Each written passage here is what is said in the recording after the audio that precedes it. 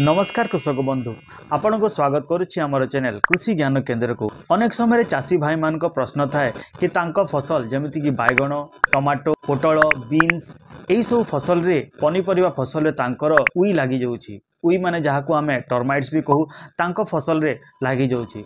से माने बहुत चेष्टा करती ताको कंट्रोल करिया पय किंतु से माने फेल हो जाती। से माने मेडिसिन दुकान जानती विशेषज्ञ को पचारती एवं मेडिसिन पकाती किंतु हेले भी तांको फसल उई कंट्रोल हुएनी।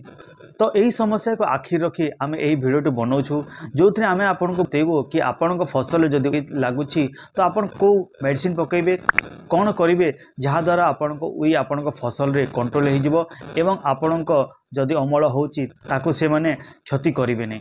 तो चलते बेसी देरी करवा नहीं आउ यही वीडियो को आरंभ करवा। फसल उई कंट्रोल करने अनेक माध्यम थाए जेमिति कि आपण ताकू माटी विशोधन करी कंट्रोल करि पारिबे, मंजी विशोधन करी कंट्रोल करि पारिबे एवं गछ उपरे स्प्रे करी मध्य आपण उई को आपण कंट्रोल करिवे। तो आपण को मु गोटे गोटे करिके बतेइबी कि केमिति आपण ताकू कंट्रोल करिवे। तो सर्वप्रथमे आमे जानिबा आपण माटी विशोधन करिके केमिति उई को आपण नियंत्रण रखिबे।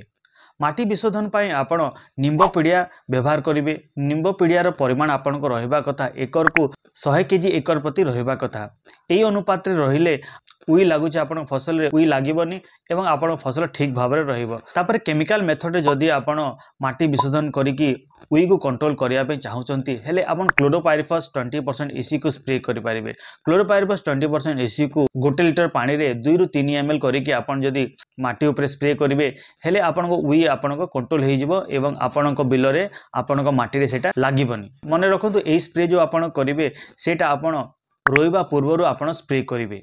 आ जदि आपण फसल को लगे दैछंती हेले आपण क्लोरोपाइरिफॉस 20% EC को गछर मूल चारिपटरे भी स्प्रे करि पारिबे। आ तार डोज समान रहिबो 1 लिटर पानी रे 2 रु 3 ml करिके आपण स्प्रे करिवे। तापरे आपण मंजी विशोधन करिके भी आपण उई को कंट्रोल करि पारिबे। मंजी विशोधन करिया पय आपण को इमिडाक्लोप्रिड 70% WS आनिया पड़िबो जहाको आपण 1 केजी मंजी को 5 ग्राम हिसाब रे मिसेइबे एवं जहा द्वारा आपण को उई भी एथिरे लागिबेनी।